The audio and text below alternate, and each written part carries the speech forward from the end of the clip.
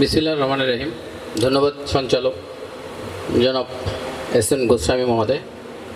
আজকের অনুষ্ঠানের সভাপতি এবং উপস্থিত আছেন সম্মানিত প্রধান অতিথি মাননীয় বিচারপতি জনাব আহমেদ সোহেল, বিজ্ঞ বিচারক সুপ্রিম কোর্ট। উপস্থিত আছেন বিভিন্ন স্তরের বিমসের কর্মকর্তা এবং অ্যাডভোকেট এবং সম্মানিত শিক্ষার্থী। আমাদের সাথে উপস্থিত আছেন জুলাই কন্যা দুইজন।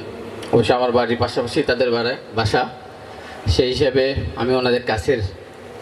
তো আমি আসলে বক্তৃতা দেব না, বক্তৃতা শুনবো আমাদের আজকের প্রধান অতিথির কাছে, দিক নির্দেশনামূলক বক্তৃতা, এবং সেখানে আমাদের কী করণীয় এবং শিক্ষার্থীদের কী করণীয়। আমি এতটুকু বলতে চাই, এখানে দুটি বিষয় এসেছে। আমার মনে হয় যে যারা শিক্ষার্থী আছেন তারা এই আজকের এই বিষয় বিমসের যে বিষয়বস্তু, যারা মেডিয়েটর তারা আমার মনে হয় ইতিপূর্বেই আপনাদের করণীয় কি কাজ করবেন এই বিষয়গুলো শিক্ষা অর্জন করেছেন। তো আমরা আজকে প্রধান অতিথির মহোদয়ের কাছেই আমরা পরবর্তী দিক নির্দেশনাগুলো শুনব। আমি আপনাদের সাথে শুধু এতটুকু শেয়ার করতে চাই যে মধ্যস্থতার বিষয় এখানে এসেছে, আমি আপনাদের সাথে একমত। যদি এই মধ্যস্থতা শুধু এই বিমসের উদ্দেশ্য যে নিয়ে যে এই ইয়াটি লেখা আছে এটা যদি পরিপূর্ণ হয়, এটা যদি সৎ লোকের মাধ্যমে হয়, এই যে আমরা বক্তৃতার শুরুর প্রথমেই 5 জন শিক্ষার্থীর যে বক্তব্য শুনেছি, এই বক্তব্য থেকেই উঠে এসেছে যে আমাদের করণীয়গুলো কি। আমরা লোকাল পর্যায়ে, মাঠ পর্যায়ে, সমাজ পর্যায়ে আমরা কি কাজগুলো করব, কোন কাজগুলো আমরা করতে পারি, মেডিয়েশনের মধ্যে কোন কাজগুলো অন্তর্ভুক্ত। ইতিমধ্যেই আমাদের বিজ্ঞ অ্যাডভোকেট মহোদয়গুলো বলে গেছেন আমরা কি কাজ করতে পারি, কোথায় মামলা করতে পারি এবং কোন বিষয়গুলো আমরা মেডিয়েশন করব। তো আমি জাস্ট শেয়ার করব যে এই বিষয়গুলো যদি সঠিকভাবে মেডিয়েশন হয়, আসলেই আমাদের সমাজের সুপ্রতিষ্ঠিত হবে এবং সমাজ থেকে সমস্ত বিরোধ নিষ্পত্তি হবে বলে আমি মনে করি। সমাজের অধিকাংশ বিরোধ হচ্ছে ছোটোখাটো বিষয়, যে আজকের এই বিষয়বস্তুর মধ্যে 12টা আইন নিয়ে সংযুক্ত হয়েছে। 11টা আইনের মধ্যে এখানে মিডিয়েশনের বিষয়গুলো আসছে এবং অন্তর্ভুক্ত করা হয়েছে, যে 11টা আইন নিয়ে আপনারা কাজ করতে পারেন। এই আইনের অন্তর্ভুক্ত বিষয়গুলাই কিন্তু আমাদের সমাজের বিরোধ। ম্যাক্সিমাম সময়ে দেখবেন যে পারিবারিক বিরোধ, টাকা পয়সার বিরোধ অথবা জমি জায়গার বিরোধ।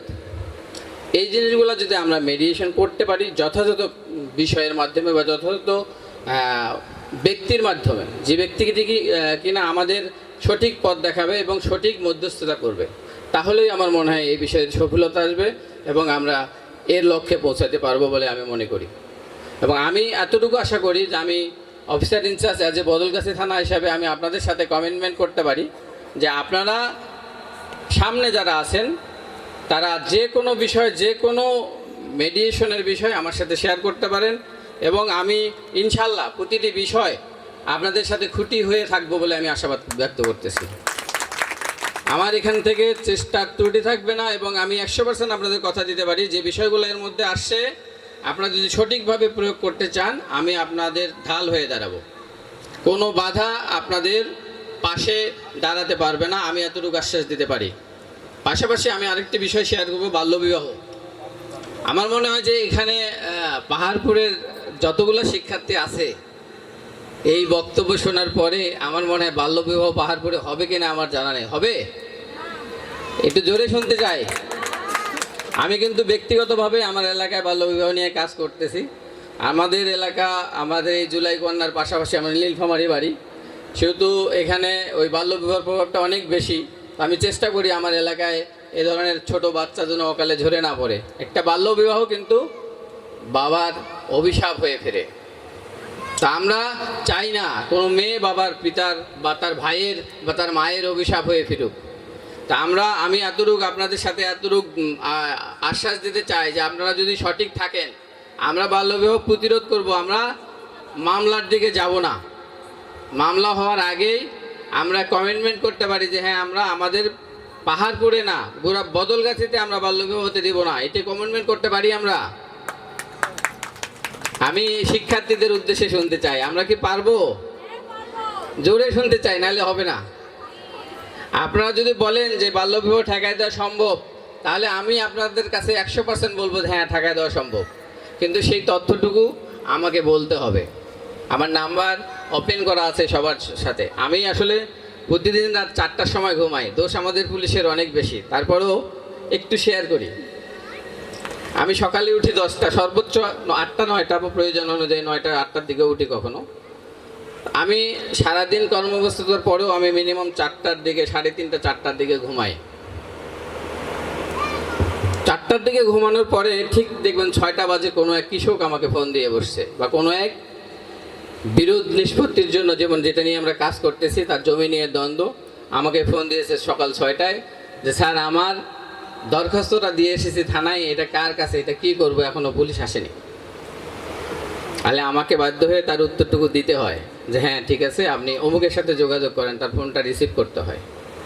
তো আমরা ব্যস্ততা থাকি, তারপরেও আমি আপনাদের সাথে কমেন্টমেন্ট করব। আমার নাম্বারটা সরকারি নাম্বার, থানার অফিসার ইনচার্জের নাম্বার 010320123694। এই কথাটা এই জন্যই বললাম যে আমাকে যদি 6টার সময় ফোন দেন তাহলেও পাবেন, 3টার সময় ফোন দিলে, রাত 3টার সময় ফোন দিলেও পাবেন। আমি এতটুকু আপনাদের কাছে আশা করব যে আপনার পাড়ায়, আপনার মহল্লায় যদি কোনো বাল্যবিবাহ সংবাদ পান, আমি কমিটি লাগবে না, আমি একাই যথেষ্ট, ইনশাল্লাহ এই বাল্যবিবাহটা ঠেকাই দিতে পারবো। আপনারা অবশ্যই আমাকে হেল্প করবেন এই তথ্যটুকু দিয়ে। কিন্তু আমি যেন না শুনি যে কারো অ্যাডাল্ট মেয়ের বিয়ে ভাঙার জন্য কোনো প্রেমিকা ফোন দিচ্ছে। আমার কাছে এরকম ফোন আসে যে একটা অ্যাডাল্ট মেয়ে, বা আসলে তার বয়স সাবালক, কিন্তু তার প্রেমিকা ফোন দিচ্ছে যে তার বিয়েটা ভাঙার জন্য যে কোনো কারণে। এই তথ্যটুকু এই জন্যই প্রয়োজন যে আমরা যেহেতু মেডিয়েশন করতেছি, আমরা সৎ হব, সত্য তথ্য দেব, ধৈর্যশীল হব। আমরা যে বক্তৃতা দিয়েছে তার কাছেই শিখেছি। তো এই তথ্যটা বস্তুনিষ্ঠ হতে হবে, যেন আমি হয়রানি না হই, অথবা আমি কাউকে হয়রানি করতে না চাই। আপনারা যদি না চান, আমি অবশ্যই কাউকে হয়রানি করব না, ইনশাআল্লাহ। আমি এতটুকু কথা দিতে পারি, আপনাদের সাথে আমি থাকবো। এই মেডিয়েশন আমি অবশ্যই এখানে প্রোগ্রামে অ্যাটেন্ড করলাম, ইতিপূর্বে একটা প্রোগ্রাম হয়েছে, আমি আন্তরিকভাবে দুঃখিত। উনি আমাকে বলেছিল উনি আসার জন্য, কিন্তু আমি বিশেষ কারণে কোর্টে আমাকে সাক্ষী দিতে যেতে হয়েছিল। আসলে আগের প্রোগ্রামে আসলে আমি মনে হয় আমি নিজেও আরও বেশি উপকৃত হতাম, আমি জানতে পারতাম। আজকে অনেক কিছু জানলাম। আমি আশা করি যে আমাদের প্রধান অতিথি মহোদয় আছে, তার কাছেও আমরা দিক নির্দেশনামূলক বক্তব্য শুনবো। যেহেতু আমরা থানা লেভেলে কাজ করি, আমরা ওনাদের নির্দেশনা আমরা পাথেয় হিসেবে মনে করি। আইনগতভাবেই যতটুকু সহায়তা করার আমি বদলগাছীবাসী থেকে অবশ্যই করব আমার পক্ষ থেকে। এবং আমি আশা করি যারা এই প্রোগ্রামের আয়োজক বিমস, এখানে না হোক যেখানেই দেখা হবে, আমি চেষ্টা করব এই মেডিয়েশন এবং বিমসের সাথে থাকার। সবাইকে ধন্যবাদ। এই বিমসের উদ্যোগে পুত্রী সমাজ হোক, সোনালী বাংলার সবাইকে শুভ দুপুর। আসসালামু আলাইকুম।